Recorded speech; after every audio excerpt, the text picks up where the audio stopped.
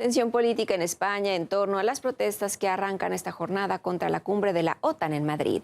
El partido anticapitalista que hasta hace poco formaba parte de Unidas Podemos llama a manifestarse contra la alianza. De hecho, el líder de su formación, el diputado del Parlamento Europeo, critica la expansión de la organización militar y su rearme. Además, denuncia que el gobierno de Pedro Sánchez refuerza a la OTAN. En ese ejecutivo hay incluso ministros que no aclaran su presencia en la gran manifestación del domingo, aunque varios representantes de Podemos sí que estarán en las marchas. El portavoz del partido en el Congreso días atrás pidió no hacer seguidismo a Estados Unidos y tener autonomía geoestratégica. Además de la manifestación del domingo, el próximo día 29 los organizadores querrán realizar otra coincidiendo justo con el inicio de la cumbre. Sin embargo, las autoridades rechazan esta marcha al ir contra el blindaje de la ciudad, el cual será el mayor despliegue de seguridad en la historia de España.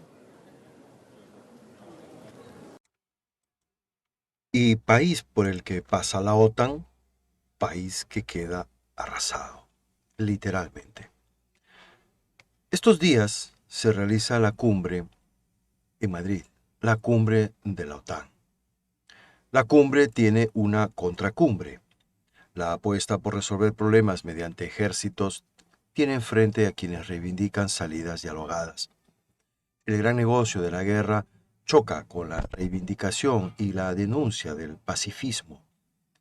De ese lado está Ainhoa Ruiz, investigadora del Centro de Estudios por la Paz y participante en el evento que este viernes y sábado se celebra en Madrid como antítesis de la reunión que en esta misma ciudad celebrarán los dirigentes de los Estados miembros de la OTAN. La cumbre de Madrid de la OTAN se realizará los días 29 y 30 de junio. ¿Qué significa esta cumbre de la Alianza Atlántica? Nos responde justamente Ainhoa Ruiz. Por un lado, tenemos lo que implica de por sí el sitio que acoge cada año esa cumbre. El país que la organiza está demostrando su compromiso con la OTAN y dando apoyo a sus decisiones, sean o no acertadas.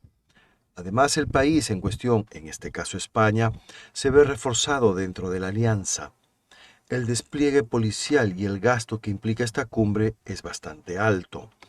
Con todo eso, España está reforzando su papel en la alianza, donde quiere tener un papel relevante.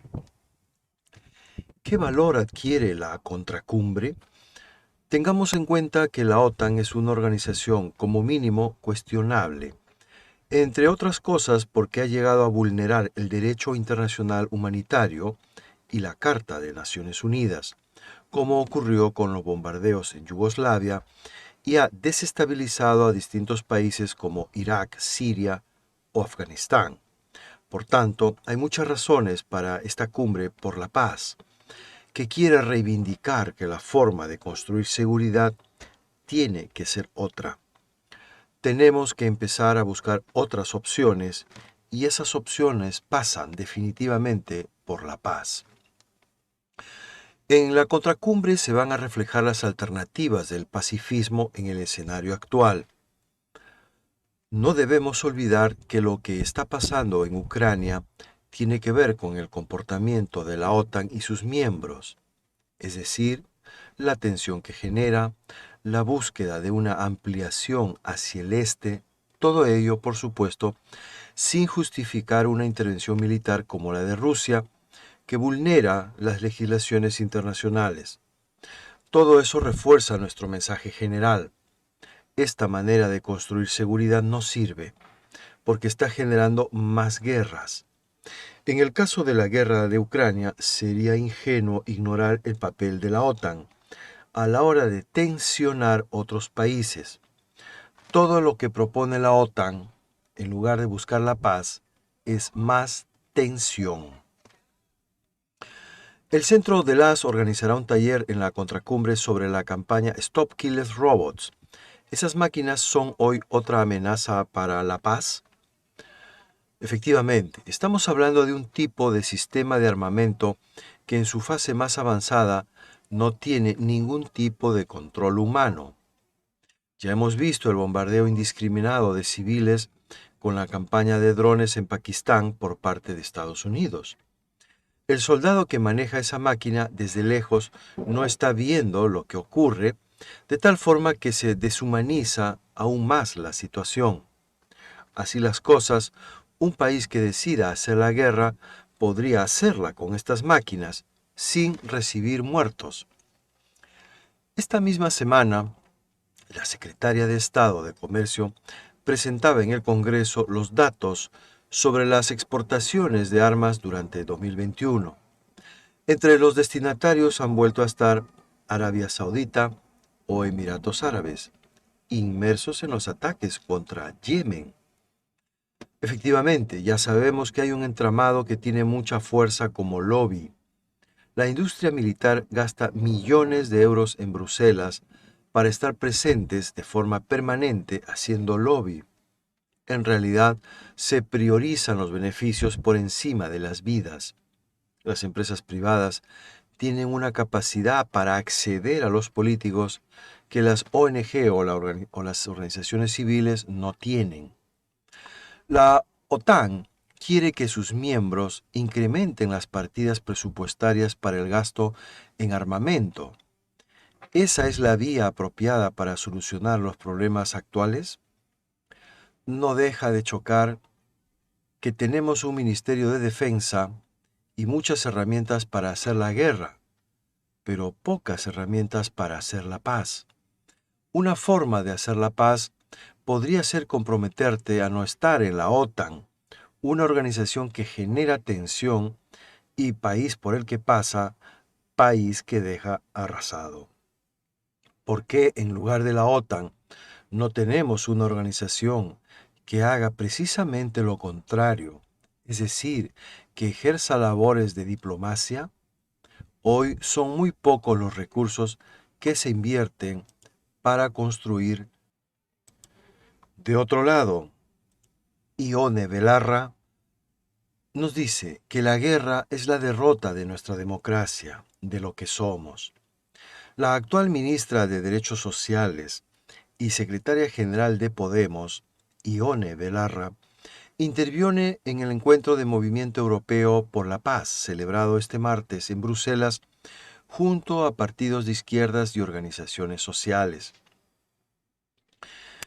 Es obligación de los países europeos poner todas sus energías a lograr un acuerdo de paz lo antes posible. Lo que estamos sufriendo en Ucrania es también una batalla contra el tiempo. El tiempo nunca vuelve, y cuando se emplea en generar violencia, no solo se pierde el presente, sino que se hipoteca el futuro. Este martes, Ione Belarra ha vuelto a defender que los países europeos contribuyan a una salida inmediata y diplomática del conflicto en Ucrania y Rusia, a apenas unos días que se celebre la cumbre de la OTAN en Madrid. La ministra de Derechos Sociales y Agenda 2030 y secretaria general de Podemos ha participado este martes en un encuentro del Movimiento Europeo por la Paz, junto a sociedad civil, dirigentes y representantes de fuerzas políticas de izquierdas. El acto se ha celebrado en el Parlamento Europeo de Bruselas y además de Belarra, que ha entrado por videoconferencia, han participado representantes del Bloco de Esquerda de Italia, Francia Insumisa, de Syriza, de Grecia, el Sinn Féin de Irlanda, el PTB, Sinistra Italiana, Potere al Popolo, Internacional Progresista, Peace and Justice Project, Izquierda Unida de España y Bildu, partidos que conforman este movimiento europeo que pide desescalar el conflicto y lograr la paz. La ministra de Derechos Sociales española ha recordado durante su intervención que en las últimas encuestas las sociedades europeas han apostado por el final inmediato del conflicto.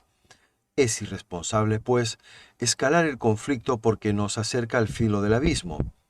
Hay riesgo de un choque entre potencias nucleares de consecuencias imprevisibles, ha afirmado.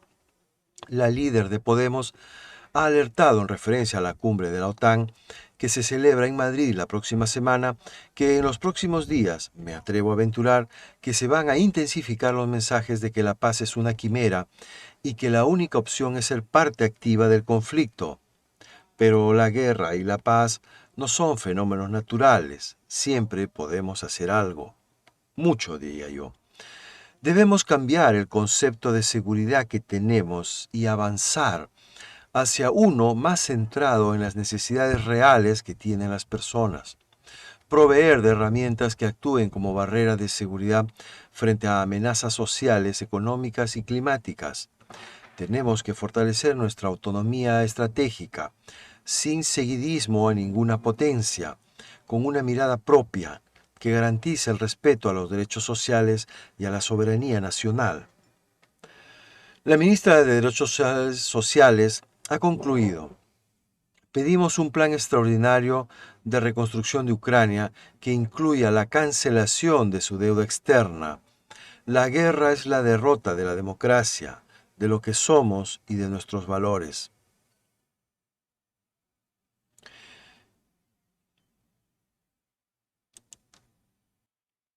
De otro lado, el presidente argentino, Alberto Fernández, pidió oficialmente la incorporación de Argentina al BRICS. Aspiramos a ser miembros plenos de este grupo de naciones que ya representa el 42% de la población mundial y el 24% del Producto Bruto Global, dijo el mandatario. El presidente de Argentina, Alberto Fernández, pidió este viernes la incorporación de su país al grupo de los BRICS que conforman Brasil, Rusia, India, China y Sudáfrica.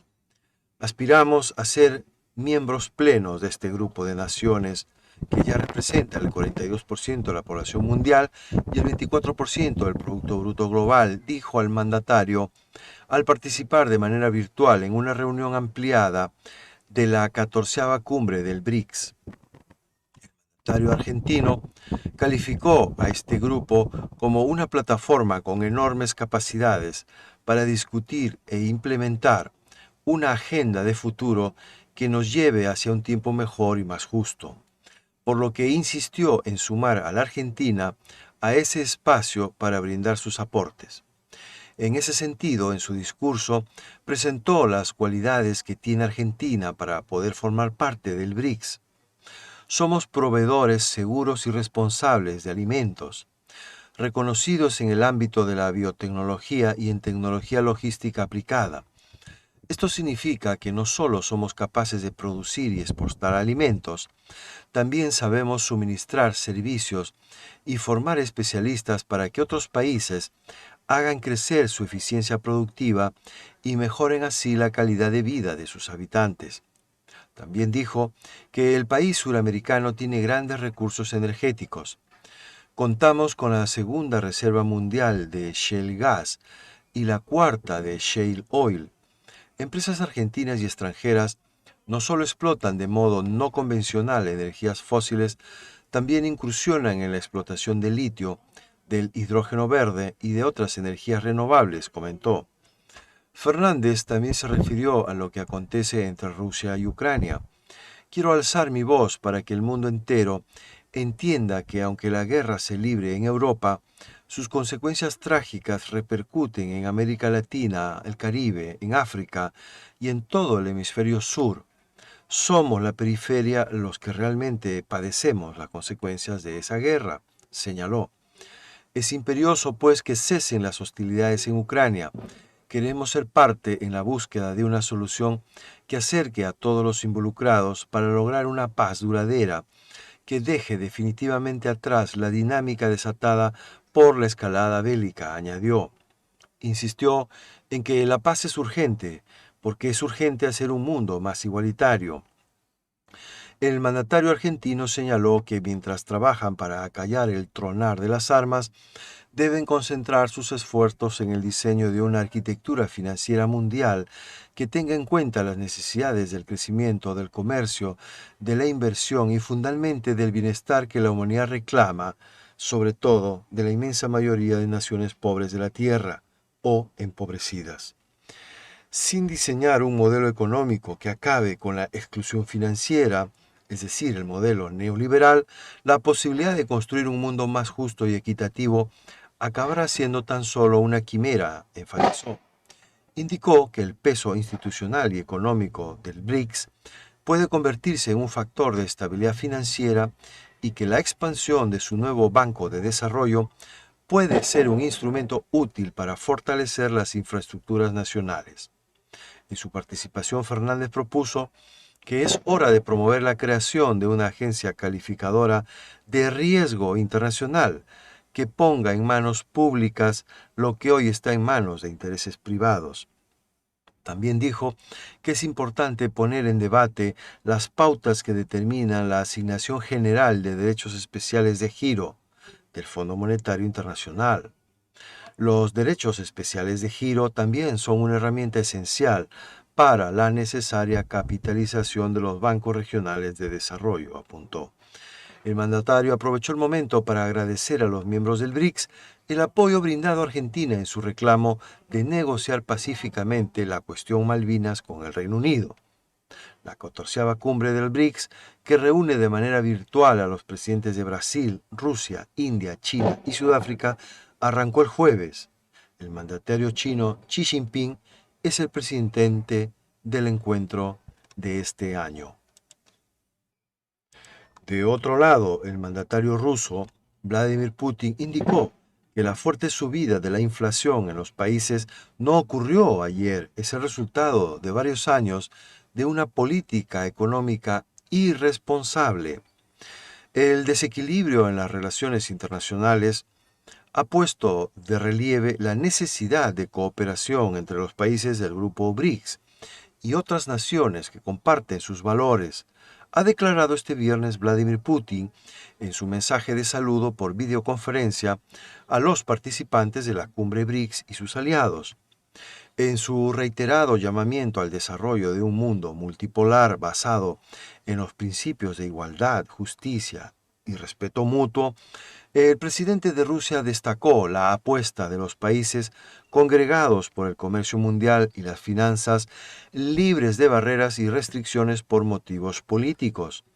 El comercio global se atascó en las disputas, en la resolución de las cuales se tienen cada vez menos en cuenta las normas y los principios de la Organización Mundial del Comercio, afirmó Vladimir Putin. En este sentido, el jefe de Estado ruso denunció que se esté socavando todo el sistema financiero y monetario y que se rompan las cadenas logísticas y de producción, al tiempo que se observa un auge de los precios de alimentos, recursos energéticos y otros bienes.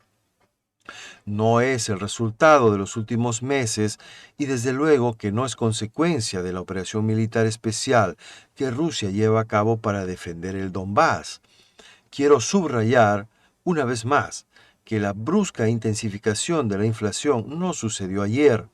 Es resultado de varios años, resultado de muchos años de la política macroeconómica irresponsable de los países del G7, de la emisión descontrolada y de la acumulación de las deudas no respaldadas, declaró Vladimir Putin.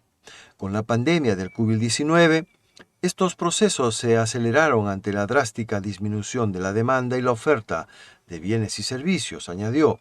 Según recalcó el mandatario, el mercado que acabó revelándose como uno de los más desequilibrados resultó ser el alimentario.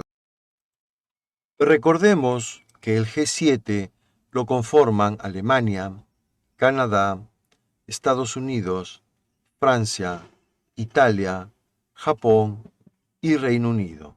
Y también la Unión Europea está representada en el G7. Y desde Alemania, desesperados por el problema en el que se han metido respecto a posicionarse abiertamente en contra de Rusia, a pesar de depender del gas ruso, plantea nacionalizar una parte del gasoducto ruso, el Nord Stream 2, que atraviesa territorio alemán para conectarla a una terminal móvil de gas natural licuado. El ministro federal de Economía de Alemania está evaluando la posibilidad de expropiar a Rusia las tuberías del gasoducto Nord Stream 2 que pasan por su territorio, según muestran informaciones obtenidas por Der Spiegel. El plan de las autoridades alemanas iría encaminado a expandir el uso de fuentes de gas alternativas, sobre todo de gas natural licuado, GNL. Alemania, que lleva meses negociando con Qatar sobre las entregas de gas natural licuado, actualmente carece de terminales necesarios para su importación. Según Der Spiegel, las dos terminales de gas natural licuado planificadas no estarán listas a corto plazo y no serán suficientes tampoco a largo plazo. Ante la reducción de los suministros gasísticos rusos, el gobierno podría haber encontrado una solución: desconectar las tuberías del Nord Stream 2 en el territorio nacional y conectarlas a una terminal móvil de gas natural licuado. La red de distribución con compresores del gasoducto ofrece una infraestructura casi ideal para bombear el gas al sur de Alemania. Aún así, el proyecto, que el medio califica de delicado, no está exento de riesgos para la parte alemana, señala el medio. Así, los expertos encargados de la medida temen que el traslado de la tubería, aunque técnicamente posible, pueda suponer serios problemas ambientales para la zona. Además, el gasoducto pasa por un área protegida de acuerdo con el reglamento de la Red Ecológica Natura 2000, que tiene requisitos muy estrictos. Otra cuestión poco clara y complicada son los derechos de propiedad del gasoducto, que fue operado por la compañía con sede en Suiza Nord Stream 2 AG. Al mismo tiempo, la medida podría provocar una respuesta de Moscú, subraya Der Spiegel. Tal vez el mayor temor de los alemanes sea que el presidente ruso Vladimir Putin y su empresa estatal Gazprom reaccionen a esta expropiación con represalias. Por ejemplo, expropiando empresas alemanas en Rusia, escribe. El vicecanciller y el ministro de Economía de Alemania, Robert Habeck, reconoce los peligros de una intervención tan drástica y por lo tanto adopta un enfoque múltiple, señala el medio. En este sentido, reveló que el gobierno alemán baraja también construir una tubería paralela a la del Nord Stream 2, hecho que podría reducir las represalias. Este jueves, el gobierno federal de Alemania activó el segundo nivel del Plan Nacional de Emergencia, la fase de alerta, ante una crisis de gas inminente por la reducción de los suministros rusos. A partir de ahora, el gas es un bien escaso en Alemania, declaró Habeck. Las autoridades de la República Popular de Lugansk informan sobre graves pérdidas de mercenarios extranjeros, principalmente son polacos, que luchan junto con los nacionalistas ucranianos. Ante ello, la cantidad de combatientes que arriban a Ucrania por contrato y optan por seguir el conflicto ajeno, pues disminuye drásticamente. Y es que, según destacan desde la defensa rusa, al mismo tiempo, los que fueron llamados a las armas para la presunta defensa de Europa acusan a Kiev de dejarlos en condiciones precarias y sin municiones.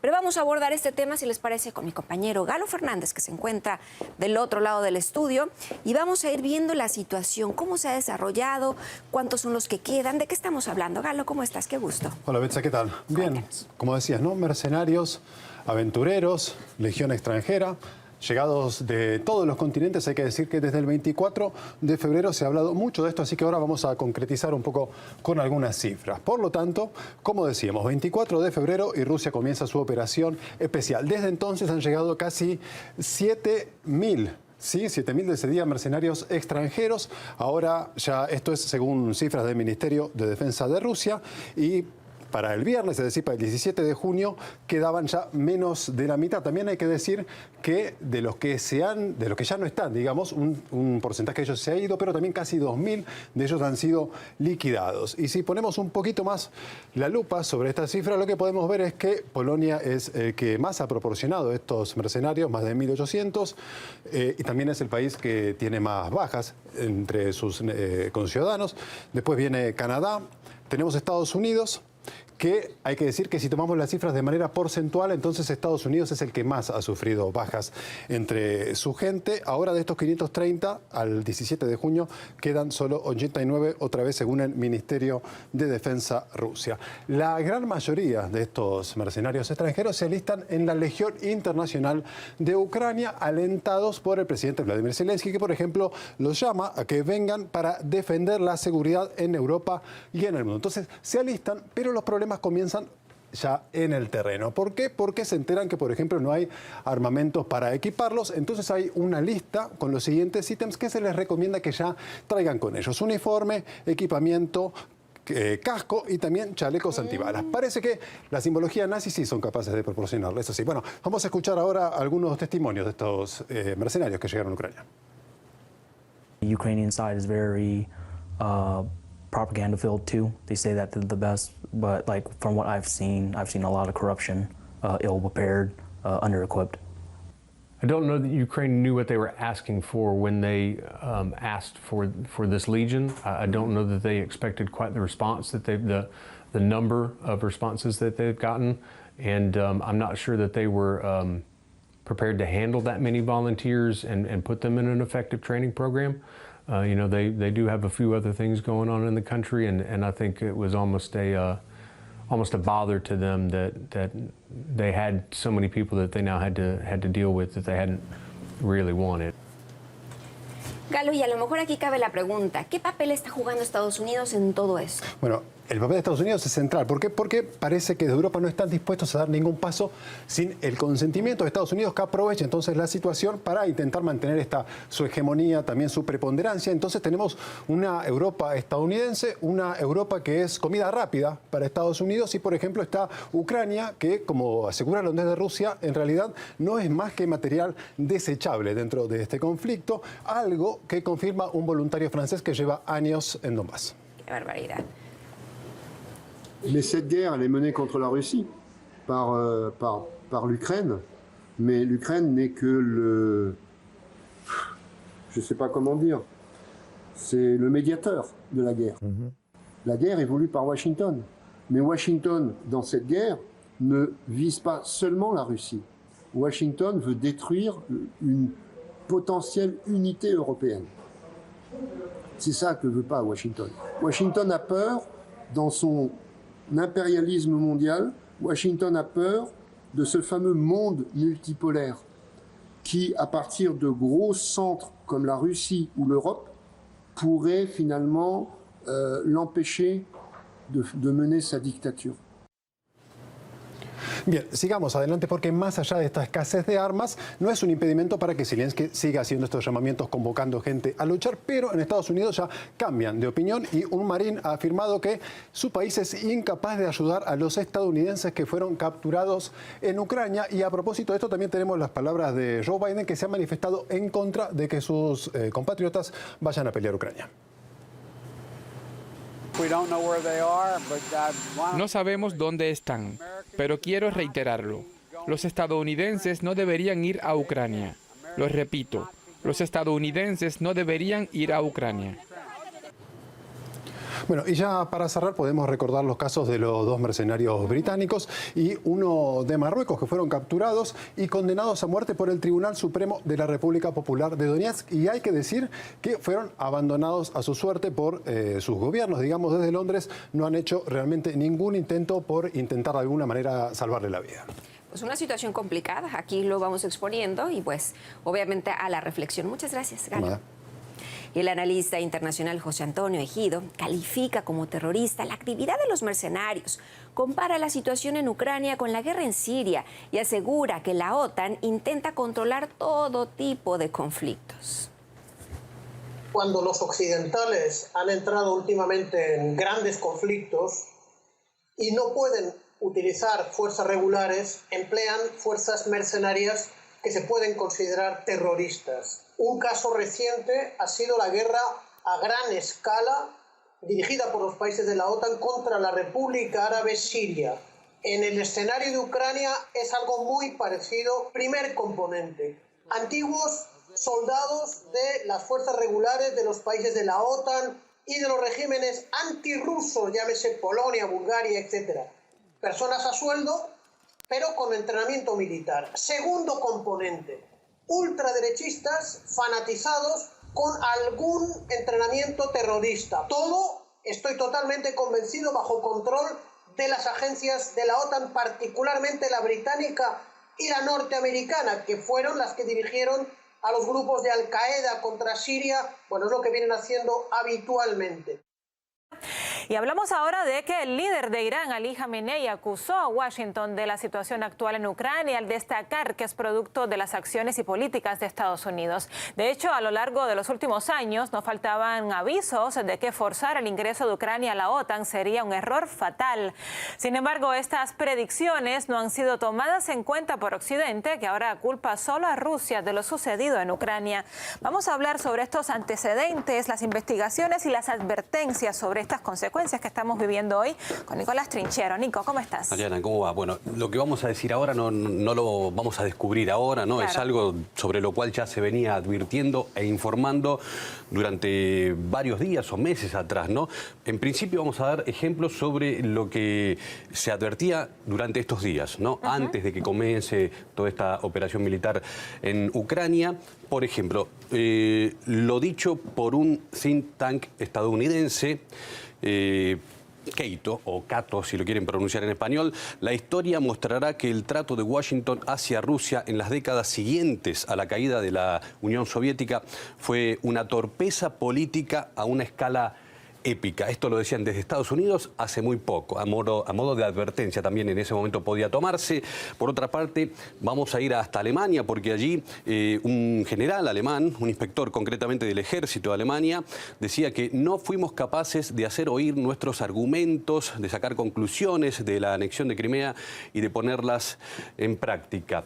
Todas advertencias que dan cuenta de que ellos mismos, ¿no?, los integrantes de diferentes ámbitos pertenecientes a los países que conforman el bloque occidental, eran bien conscientes de lo que estaban de alguna manera presionando o provocando. Sí, eran conscientes de la magnitud del problema, pero las acciones también pudieran haber dicho lo contrario. Sí. Nico, pero esta corriente de pensamiento no es nueva, como bien ya tú decías, surgió incluso instantes después a la caída de la Unión Soviética. Sí, vamos a dar 4 ejemplos, desde el más cercano en 2015 a otros que incluso surgían en 1991. Pero en principio, en 2015, John Mearsheimer, un profesor de ciencia política de la Universidad de Chicago, ya decía que sería óptimo crear una Ucrania neutral, pero nosotros la empujamos a ser dura con Rusia y los ucranianos siguen este juego. Al final acabará siendo destrozada.